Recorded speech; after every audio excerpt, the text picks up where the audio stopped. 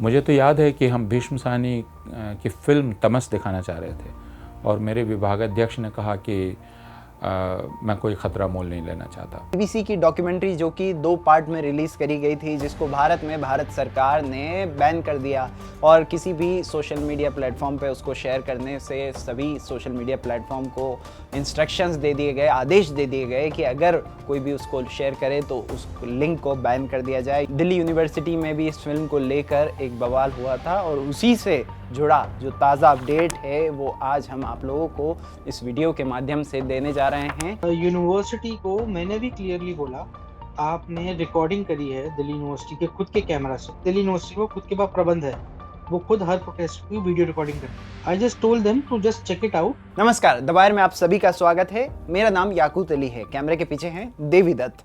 हाल ही में आई बीबीसी की डॉक्यूमेंट्री जो कि 2 पार्ट में रिलीज करी गई थी, जिसको भारत में भारत सरकार ने बैन कर दिया और किसी भी सोशल मीडिया प्लेटफॉर्म पे उसको शेयर करने से सभी सोशल मीडिया प्लेटफॉर्म को इंस्ट्रक्शंस दे दिए गए, आदेश दे दिए गए कि अगर कोई भी उसको शेयर करे तो उस लिंक को बैन कर दिया जाए। यूट्यूब पर भी वो आपको भारत में वो देखने नहीं मिलेगी डॉक्यूमेंट्री, लेकिन तमाम सरकार के रोकने के बावजूद भी उस फिल्म की स्क्रीनिंग देश की तमाम यूनिवर्सिटीज़ में छात्रों के द्वारा की गई। कुछ जगह वो कर पाए, जैसे हैदराबाद यूनिवर्सिटी में उसकी स्क्रीनिंग हो पाई और जवाहरलाल नेहरू यूनिवर्सिटी में जब उन्होंने स्क्रीनिंग करने की कोशिश की थी तब वहाँ पर बिजली चली गई और उसके पीछे के तमाम तथ्य दिए गए कि किसी और कारण से बिजली गई, हमने बिजली को बंद नहीं किया। और उसके बाद जामिया में भी इस फिल्म को रिलीज़ छात्र नहीं कर पाए। दिल्ली यूनिवर्सिटी में भी इस फिल्म को लेकर एक बवाल हुआ था और उसी से जुड़ा जो ताज़ा अपडेट है वो आज हम आप लोगों को इस वीडियो के माध्यम से देने जा रहे हैं। दरअसल गुजरात दंगों पर आधारित बीबीसी की प्रतिबंधित डॉक्यूमेंट्री की स्क्रीनिंग का प्रयास करने वाले 2 छात्रों पर दिल्ली विश्वविद्यालय ने 1 साल के लिए प्रतिबंध लगा दिया है। इनमें से एक छात्र कांग्रेस की युवा इकाई के नेता भी हैं। प्रतिबंध झेलने वाले छात्रों की पहचान मानव शास्त्र विभाग के पीएचडी स्कॉलर लोकेश चुग और कानून संकाय के रविंद्र के रूप में हुई है। 10 मार्च की विज्ञप्ति के अनुसार इस अवधि के दौरान छात्रों को किसी भी परीक्षा में भाग लेने की अनुमति नहीं होगी। समाचार एजेंसी पीटीआई ने एक अधिकारी के हवाले से बताया था कि 6 और छात्रों को भी 27 जनवरी के कार्यक्रम में उनकी कथित संलिप्तता के लिए कम सख्त सज़ा दी गई है। हालांकि अधिकारियों ने यह नहीं बताया कि इन 6 छात्रों को क्या सज़ा दी गई है। अधिकारी ने बताया, हमने 2 छात्रों पर रोक लगा दी है और 6 छात्रों को कम कठोर सज़ा दी है। ये तो हुई यूनिवर्सिटी की बात, लेकिन छात्रों का क्या पक्ष है, आइए वो भी जान लेते हैं। लोकेश, मैं आपसे सबसे पहले ये जानना चाहूँगा कि जिस दिन डॉक्यूमेंट्री को स्क्रीन करने का दिल्ली यूनिवर्सिटी में तमाम जो संगठन हैं उन्होंने प्लान किया और हमने अखबार के माध्यम से भी पढ़ा कि 4 बजे स्क्रीनिंग होने वाली है, 5 बजे स्क्रीनिंग होने वाली है, फिर वहाँ पर पुलिस प्रशासन आया, काफ़ी स्टूडेंट्स को डिटेन कर लिया गया। अभी हमें एक खबर सुनने मिली है कि 2 स्टूडेंट्स, आप और आपके अलावा एक और स्टूडेंट्स हैं जो लॉ डिपार्टमेंट में हैं, उनको 1 साल के लिए एग्ज़ाम देने से निष्कासित कर दिया है। क्या कहना है आपका? ब्रदर, हुआ क्या कि 20th को ये 27th को सॉरी ये प्रोटेस्ट ऑर्गेनाइज हुआ, जिसके अंदर 27 तारीख को ही I got a call from some media people. कुछ मीडिया दोस्तों से मेरे पास फोन आया, क्योंकि मैं मीडिया और कम्युनिकेशन कांग्रेस पार्टी का संभाल रहा हूँ पिछले 3 सालों से, एनएसयूआई का। तो मुझे कहा गया कि ऐसे-ऐसे आज आपकी जो है वो अ, ये डॉक्यूमेंट्री है, उसके ऊपर आज आपने आ रहे हो आप लोग, क्या आपका प्रोटेस्ट है? तो मैंने कहा मुझे कोई इसका नॉलेज नहीं है, मेरे को आप 5 मिनट दीजिए, मैं आपको कन्फर्म करता हूँ। हुँ, हुँ। I simply called my Delhi state president and asked him कि भैया क्या आज आपका प्रोटेस्ट है बीबीसी डॉक्यूमेंट्री का? तो ही सेड आई एम इन भारत जोड़ो यात्रा। स्क्रीनिंग की बात कर रहे हैं ना? मैं स्क्रीनिंग की बात कर रहा हूँ। जी। That is a kind of a protest only ना। हुँ, हुँ। बीबीसी डॉक्यूमेंट्री दिखाना भी एक काइंड ऑफ प्रोटेस्ट है। तो मैंने बोला कि आज कोई आपका कोई ऐसा-ऐसा प्रोटेस्ट है क्या बीबीसी डॉक्यूमेंट्री को लेकर के? He said brother I am in Jammu and Kashmir और मेरा तो कॉल नहीं है कोई इस तरह का।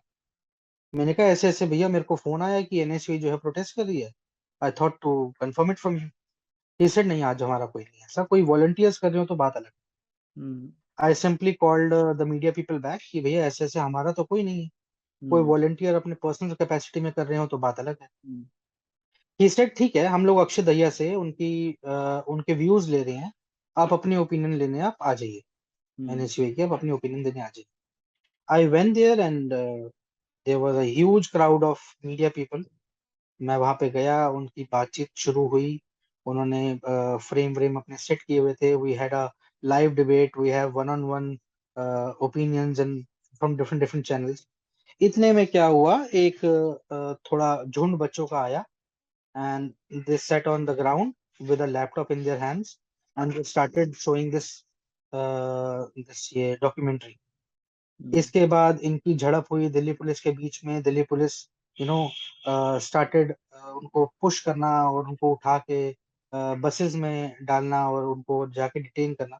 इस पूरे प्रोसीजर में I was nothing to do with it. अच्छा, I was just in front of the cameras giving my side, my opinion of NSUI hmm. with Akshit Daya. He was from ABVP, I was from NSUI, and that was my role. तो आप ये कहना My चाहते हैं कि university आपको जबरदस्ती फंसा रही है? तो I was saying कि यूनिवर्सिटी को मैंने भी क्लियरली बोला, आपने रिकॉर्डिंग करी है दिल्ली यूनिवर्सिटी के खुद के कैमरा से। दिल्ली यूनिवर्सिटी को खुद के पास प्रबंध है, वो खुद हर प्रोटेस्ट की वीडियो रिकॉर्डिंग करती है। I just told them to just check it out. हम्म, और प्रोसीजर मैं आपको पहले बताता हूँ कि हुआ क्या। 27 तारीख को ये प्रोटेस्ट हुआ, 16 तारीख को मेरे पास लेटर आई, 16 फरवरी को। 20 फरवरी को आप आके अपना पक्ष रखो, क्या हुआ। I clearly mentioned in written statement that I was not present at the protest area. I was just there to put my views on the behalf of NSUI. I hmm, was not a part of a protest. Hmm, Neither my name is in FIR, nor my people have taken me to the custody Delhi police, nor they have detained me. जब ये सारे प्रोसीजरों में मेरा नाम नहीं है तो फिर दिल्ली यूनिवर्सिटी किस बात का ये बखेड़ा खड़ा कर। पहला पॉइंट। ठीक है। दूसरा पॉइंट, अब बात करते हैं बीबीसी डॉक्यूमेंट्री की। Hmm, from ministry of information and broadcasting hmm, the terminology use for this BBC documentary is blocked, not ban. First of all, they have written to Twitter and YouTube to hmm, block this video and take it down, not to ban। बात करते हैं supreme court की। Judgement is still there. 20 April के अंदर इनका वो लगा हुआ है, अभी कोर्ट के अंदर केस है जिसकी हियरिंग है, यानी कि अभी तक रिजल्ट नहीं आया, इसके ऊपर हियरिंग चल रही है। हम्म। अगर दिल्ली यूनिवर्सिटी इसको बैन करती है तो बैन करने का मतलब है कि दिल्ली यूनिवर्सिटी के प्रेमाइसिस के अंदर ये नहीं दिखाना। According to Delhi University, people were showing this documentary outside campus, so Delhi police has to take necessary actions। And if Delhi police has taken action on 24 students and not taking action on me just because I was not present in police station or by the Delhi police people, hmm. I was not detained, तो फिर मेरा नाम कहाँ आ रहा है और क्यों आ रहा और आप कह रहे हैं कि कैंपस में नहीं दिखा रहे थे बच्चे? है। It was outside campus ना, outside art faculty, that hmm, comes under Delhi police, not Delhi University। Hmm.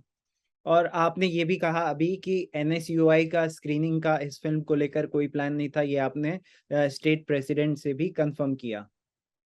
This was not a call of Delhi NSUI, but NSUI volunteers हाँ, were there who were showing the BBC हाँ, documentary। क्योंकि मैं आपसे इसलिए पूछ रहा हूँ क्योंकि एक मैं खबर पढ़ रहा था हिंदुस्तान टाइम्स की, उसमें कोट किया गया कि एनएसयूआई फिल्म को 4 बजे नॉर्थ कैंपस में स्क्रीनिंग करने वाला है। भीम आर्मी 5 बजे करने वाला है। आयसा के लोग भी उसको स्क्रीनिंग करने वाले थे। सभी का उसमें नाम था। तो हो Okay, सकता है जी। तो मैं वही कह रहा हूँ ना कि it was not a call from state president, but yes, other office bearers or post holders and volunteers of NSUI were there in the protest। ठीक है। अब हाल ही में एक जो वीसी की जो स्टेटमेंट आई है उस पे बात करते हैं। वीसी ने कहा है कि अगर जो दोनों छात्र हैं और आपके अलावा उन 6 अन्य छात्रों की भी मैं आपसे बात जानना चाहूँगा जिनको जिनके बारे में क्लैरिटी नहीं है कि उनको यूनिवर्सिटी की तरफ से क्या सज़ा दी गई है। जो मैं अखबार पढ़ रहा था उनमें ये दे रखा था कि उनको थोड़ी कम सज़ा दी गई है। क्या वो सज़ा है? ये इस बारे में क्या आपको जानकारी है? और दूसरा जो वीसी ने कहा है कि अगर बच्चे लिखित में माफ़ी माँग लेते हैं तो उनकी ये जो पनिशमेंट दी गई है ये माफ कर दी जाएगी? इससे पहले मैं ये पूछना चाहूंगा कि क्या मैं वहां पे था? हुँ। मेरा पहला सवाल, क्या कोई प्रूफ है जो बताता है कि मैं वहां पे था? क्या दिल्ली पुलिस लेकर गई? क्या उन्होंने डिटेन किया? क्या एफआईआर में नाम है? पहला पॉइंट। दूसरा पॉइंट, वो कहते हैं कि जी इनडिसिप्लिन हुआ है। वीसी साहब ने कहा मैं इनडिसिप्लिन बर्दाश्त नहीं करूंगा, इनडिसिप्लिन हुआ है। हुँ। सरकार को या उनके अधीन जो लोग हैं, इस डॉक्यूमेंट्री को छुपाने की जरूरत क्या है? पहला पॉइंट। दूसरा पॉइंट, जब ये कोर्ट में ऑलरेडी केस चल रहा है तो फिर ये बैन कैसे? ब्लॉक्ड है। अब दूसरी बात रही 6 बच्चों की। हुँ। जब दिल्ली यूनिवर्सिटी का जब दिल्ली यूनिवर्सिटी पे उनके लोगों पे बार बार मीडिया वालों का फोन जाना शुरू हुआ regarding the memos which were issued to to students, it created a pressure on them, specially PTI से ये बात उनकी हुई और उन्होंने एक इमेजिनरी 6 बच्चों का ग्रुप बना दिया कि मैं आपको बच्चों का नाम नहीं बता सकती लेकिन 6 बच्चे हैं, अभी पनिशमेंट भी नहीं बता सकती, वो भी हम सोच रहे हैं। बच्चे भी सोच रहे हैं, पनिशमेंट भी सोच रहे हैं। लकी ड्रॉ निकालेंगे, उसमें से नाम निकालेंगे कौन से बच्चे होने चाहिए। हुँ, हुँ। 24 बच्चे गिरफ्तार हुए, हर एक की सजा अलग है। ये क्या बात है?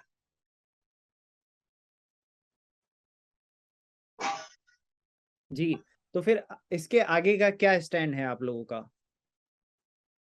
देखिए, अगर प्रशासन जो है वो मेमोरेंडम वापस लेता है हुँ, हुँ। तो ठीक है, अदरवाइज प्रोटेस्ट और कोर्ट दोनों ऑप्शन है स्टूडेंट्स के पास, हो जाए। अभी वाइस चांसलर ने बोला है कि अगर हम अपॉलजी लेटर लिख लेते हैं तो उस वो हमको कंसिडर कर सकते हैं, बात को कंसिडर कर सकते हैं, पर मेन हमारा इस पे ये टेक है कि अ, अगर हमने कोई एक्टिविटी गलत नहीं किया है, जो हम जानते हैं कि एक डेमोक्रेटिक एक्टिविटी करना किसी भी कैंपस के अंदर, और जब हम बोल रहे हैं कि डॉक्यूमेंट्री बैंड नहीं है, उसमें कुछ दिक्कत नहीं है, कोर्ट ये सुप्रीम कोर्ट तक बोल रहे हैं, तो हम किस चीज का अपॉलजी लिखें, किस बात का अपॉलजी लिखे और क्यों लिखे? हमारा स्टूडेंट होने के नाते, हम इस कैंपस के स्टूडेंट होने के नाते हमको ये पूरा अधिकार है और हमको किसी का जरूरत नहीं है किसी से परमिशन मांगने का कि हम क्या करें या नहीं करें। जब तक कि वो एक डेमोक्रेटिक एक्टिविटी है, जब तक कि वो एक बहुत हार्मफुल या एंटी पीपल चीज नहीं है, तब तक वो एक सब स्टूडेंट्स का अधिकार है कि उसका मांग करे, उसका बात करे। तो ये जो अपॉलजी लेटर वाला बात है वो खुद में एक बहुत वेग है और स्टूडेंट्स को झुकाने वाला बात है, क्योंकि एक एरोगेंस है एडमिनिस्ट्रेशन के अंदर कि वो अपने आप को गलत नहीं मानना चाहते, अपने आप को बैक हैंड पे नहीं डालना चाहते।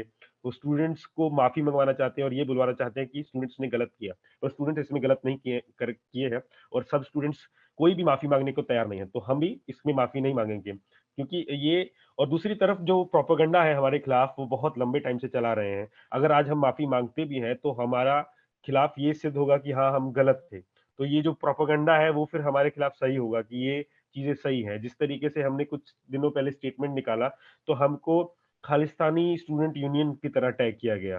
क्यों किया गया, किसने करवाया, कैसे किया, हमको नहीं पता। हमारा छोटा ऑर्गेनाइजेशन है, फिर भी एक अकाउंट है उसमें, उनका नाम है जिया जिया मंजारी, तो उसका अच्छा खासा मतलब करीबन 30-35 हजार फॉलोअर है। उसने खालिस्तानी स्टूडेंट यूनियन के नाम पे हमको एक स्टोरी डाला। तो ये प्रोपेगेंडा क्यों, मतलब ये पूरा स्टेट प्रोपेगेंडा जिस तरीके से कर रहे हैं, ये कोई आइसोलेटेड चीज नहीं है।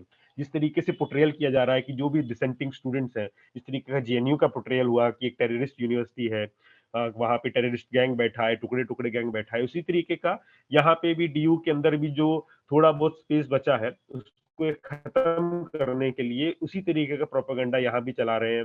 उसी तरीके के अटैक्स लगातार, मतलब सिर्फ ये प्रोपेगेंडा नहीं है, फिजिकल अटैक्स भी हम लोगों ने सहे हैं, हम अपना काम करते हुए, अपना बात रखते हुए, जिसमें दिसंबर के अंदर जो हम पे और अब बहुत सारे और साथियों पे और संगठनों पे भी अटैक करवाया गया एबीवीपी के द्वारा। तो उसमें भी ऐसा नहीं है कि ये जानते नहीं थे या करते नहीं थे, वहाँ पे 40 लोगों के द्वारा 10 लोगों के ऊपर अटैक किया गया।